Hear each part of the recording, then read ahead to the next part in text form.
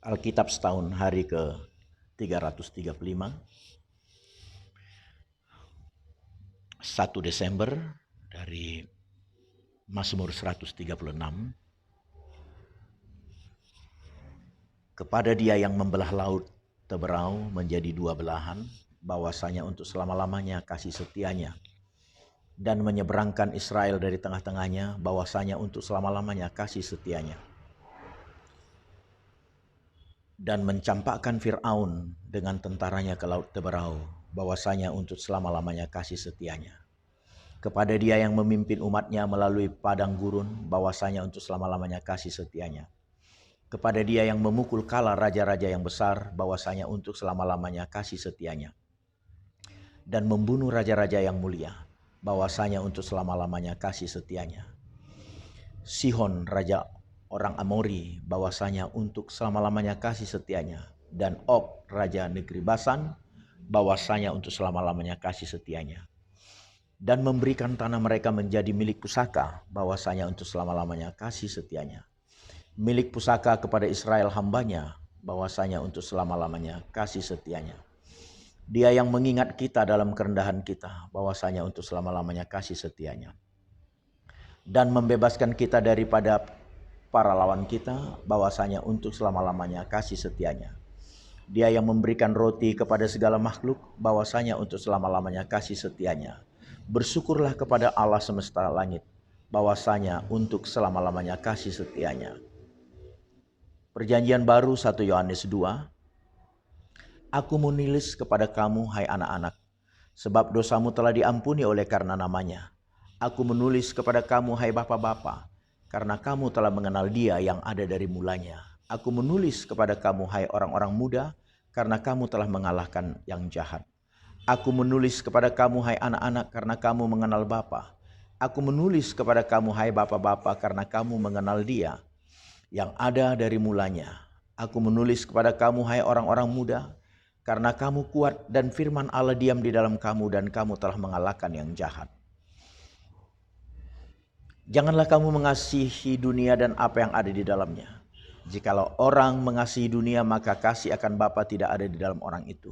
Sebab semua yang ada di dalam dunia, yaitu keinginan daging dan keinginan mata serta keangkuhan hidup, bukanlah berasal dari Bapa, melainkan dari dunia. Dan dunia ini sedang lenyap dengan keinginannya, tetapi orang yang melakukan kehendak Allah tetap hidup selama-lamanya. Anak-anakku, waktu ini adalah waktu yang terakhir, dan seperti yang telah kamu dengar, seorang antikristus akan datang. Sekarang telah bangkit banyak antikristus. Itulah tandanya bahwa waktu ini benar-benar adalah waktu yang terakhir. Memang mereka berasal dari antara kita, tetapi mereka tidak sungguh-sungguh termasuk pada kita. Sebab jika mereka sungguh-sungguh termasuk pada kita, niscaya mereka tetap bersama-sama dengan kita. Tetapi hal itu terjadi supaya menjadi nyata bahwa tidak semua mereka sungguh-sungguh termasuk pada kita. Tetapi kamu telah beroleh pengurapan dari Yang Kudus, dan dengan demikian kamu semua mengetahuinya. Aku menulis kepadamu bukan karena kamu tidak mengetahui kebenaran, tetapi justru karena kamu mengetahuinya dan karena kamu juga mengetahui bahwa tidak ada dusta yang berasal dari kebenaran. Siapakah pendusta itu? Bukankah dia yang menyangkal bahwa Yesus adalah Kristus? Dia adalah antikristus, yaitu dia yang menyangkal baik Bapa maupun anak. Sebab barang siapa menyangkal anak, ia juga tidak memiliki Bapa. Barang siapa mengaku anak, ia juga memiliki Bapa. Dan kamu, apa yang telah kamu dengar dari mulanya itu harus tetap tinggal di dalam kamu. Jika apa yang telah kamu dengar dari mulanya itu tetap tinggal di dalam kamu, maka kamu akan tetap tinggal di dalam anak dan di dalam Bapa. Dan inilah janji yang telah dijanjikannya kepada kita, yaitu hidup yang kekal. Semua itu kutulis kepadamu, yaitu mengenai orang-orang yang berusaha menyesatkan kamu. Sebab di dalam diri kamu tetap ada pengurapan yang telah kamu terima daripadanya.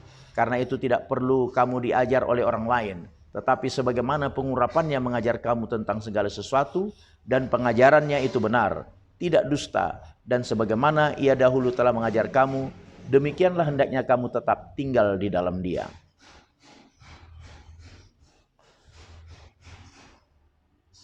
Perjanjian Lama Daniel 7 hingga 8. Pada tahun pertama pemerintahan Belshazzar, Raja Babel, bermimpilah Daniel dan mendapat penglihatan-penglihatan di tempat tidurnya. Lalu dituliskannya mimpi itu dan inilah garis besarnya. Berkatalah Daniel demikian, pada malam hari aku mendapat penglihatan, tampak keempat angin dari langit mengguncangkan laut baru, laut besar. Dan empat binatang besar naik dari dalam laut, yang satu berbeda dengan yang lain. Yang pertama rupanya seperti seekor singa dan mempunyai sayap burung rajawali. Aku terus melihatnya sampai sayapnya tercabut dan ia terangkat dari tanah dan ditegakkan pada dua kaki seperti manusia.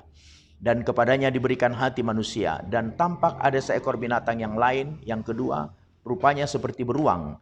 Ia berdiri pada sisinya yang sebelah, dan 3 tulang rusuk masih ada di dalam mulutnya di antara giginya. Dan demikianlah dikatakan kepadanya, ayo makanlah daging banyak-banyak. Kemudian aku melihat, tampak seekor binatang yang lain, rupanya seperti macan tutul. Ada 4 sayap burung pada punggungnya, lagi pula binatang itu berkepala 4 dan kepalanya diberikan kekuasaan. Kemudian aku melihat dalam penglihatan malam itu, tampak seekor binatang yang keempat yang menakutkan dan mendahsyatkan, dan ia sangat kuat. Ia bergigi besar dari besi, ia melahap dan meremukkan, dan sisanya diinjak-injaknya dengan kakinya. Ia berbeda dengan segala binatang yang terdahulu. Lagi pula ia bertanduk 10, sementara aku memperhatikan tanduk-tanduk itu, tampak tumbuh di antara sesuatu tanduk lain yang kecil, sehingga 3 dari tanduk-tanduk yang dahulu itu tercabut. Dan pada tanduk itu tampak ada mata seperti mata manusia dan mulut yang menyombong. Sementara aku terus melihat tahta-tahta diletakkan, lalu duduklah yang lanjut usianya. Pakaiannya putih seperti salju dan rambutnya bersih seperti bulu domba. Kursinya dari nyala api dengan roda-rodanya dari api yang terkobar-kobar. Suatu sungai api timbul dan mengalir dari hadapannya. 1000 kali beribu-ribu melayani dia. Dan selaksa kali berlaksa-laksa berdiri di hadapannya. Lalu duduklah majelis pengadilan dan dibukalah kitab-kitab. Aku terus melihatnya karena perkataan sombong yang diucapkan tanduk itu. Aku terus melihatnya sampai binatang itu dibunuh. Tubuhnya dibinasakan dan diserahkan ke dalam api yang membakar. Juga kekuasaan binatang-binatang yang lain dicabut. Dan jangka hidup mereka ditentukan sampai pada waktu dan saatnya. Aku terus melihat dalam penglihatan malam itu. Tampak datang dengan awan-awan dari langit seorang seperti anak manusia. Datanglah ia kepada yang lanjut usianya itu. Dan ia dibawa ke hadapannya. Lalu diberikan kepadanya kekuasaan dan kemuliaan dan kekuasaan sebagai raja. Maka orang-orang dari segala bangsa, suku bangsa dan bahasa mengabdi kepadanya. Kekuasaannya ialah kekuasaan yang kekal, yang tidak akan lenyap, dan kerajaannya ialah kerajaan yang tidak akan musnah. Maka aku Daniel terharu karena hal itu, dan penglihatan-penglihatan yang kulihat itu menggelisahkan aku. Lalu kudekati salah seorang dari mereka yang berdiri di sana, dan kuminta penjelasan tentang semuanya itu.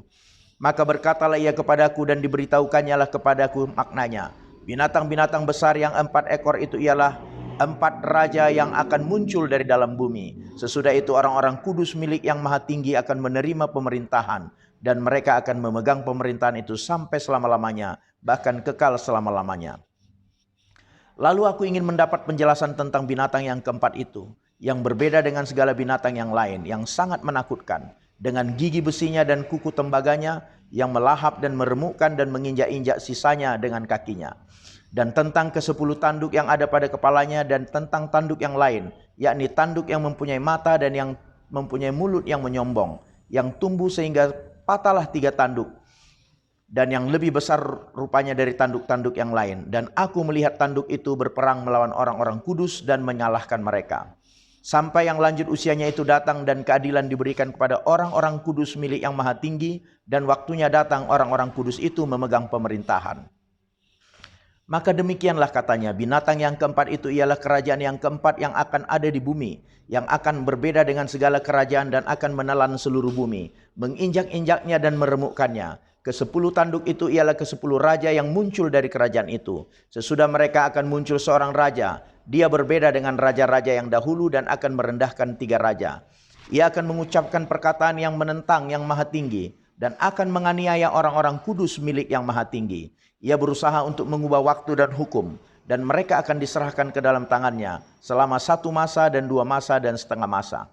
Lalu majelis pengadilan akan duduk dan kekuasaan akan dicabut daripadanya untuk dimusnahkan dan dihancurkan sampai lenyap. Maka pemerintahan, kekuasaan dan kebesaran dari kerajaan-kerajaan di bawah semesta langit akan diberikan kepada orang-orang kudus, umat yang maha tinggi. Pemerintahan mereka adalah pemerintahan yang kekal dan segala kekuasaan akan mengabdi dan patuh kepada mereka. Sekianlah berita itu. Adapun aku, Daniel, pikiran-pikiranku sangat menggelisahkan aku sehingga aku menjadi pucat dan aku menyimpan hal itu dalam ingatanku. Pada tahun yang ketiga pemerintahan Raja Belsyazar nampaklah kepadaku Daniel suatu penglihatan sesudah yang tampak kepadaku dahulu itu. Aku melihat dalam penglihatan itu dan sementara aku melihat aku berada di Puri Susan yang ada di wilayah Elam. Dan aku melihat dalam penglihatan itu bahwa aku sedang di tepi sungai Ulai.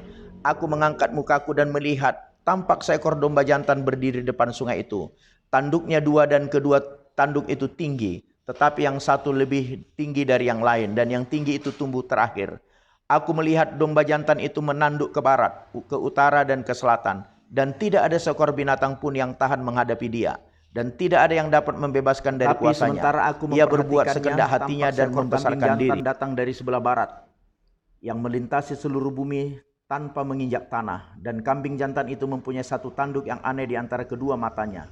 Ia datang pada domba jantan yang kedua tanduknya dan yang kulihat berdiri depan sungai itu. Lalu menyerangnya dengan keganasan yang hebat. Aku melihatnya mendekati domba jantan itu. Ia menggeram lalu ditanduknya domba jantan itu. Dipatahkannya kedua tanduknya. Dan domba jantan itu tidak berdaya untuk tahan menghadapi dia. Dihempaskannya dia ke bumi, diinjak-injaknya dan tidak ada yang melepaskan domba jantan itu dari kuasanya. Kambing jantan itu sangat membesarkan dirinya, tetapi ketika ia sampai pada puncak kuasanya, patahlah tanduk yang besar itu, lalu pada tempatnya tumbuh 4 tanduk yang aneh, sejajar dengan keempat mata angin yang dari langit. Maka dari salah satu tanduk itu muncul satu tanduk kecil yang menjadi sangat besar ke arah selatan, ke arah timur dan ke arah tanah permai. Ia menjadi besar bahkan sampai kepada bala tentara langit. Dan dari bala tentara itu, dari binatang-binatang, dari bintang-bintang dijatuhkannya beberapa ke bumi dan diinjak-injaknya. Bahkan terhadap panglima bala tentara itu ia pun membesarkan dirinya. Dan daripadanya diambilnya korban persembahan sehari-hari. Dan tempatnya yang kudus dirobohkannya. Suatu kebaktian diadakan secara fasik menggantikan korban sehari-hari. Kebenaran dihempaskannya ke bumi dan apapun yang dibuatnya semuanya berhasil. Kemudian kudengar seorang kudus berbicara dan seorang kudus lain berkata kepada yang berbicara itu, sampai berapa lama berlaku penglihatan ini, yakni korban sehari-hari dan kefasikan yang membinasakan, tempat kudus yang diserahkan dan bala tentara yang diinjak-injak. Maka ia menjawab, sampai lewat 2.300 petang dan pagi. Lalu tempat kudus itu akan dipulihkan dalam keadaan yang wajar. Amin.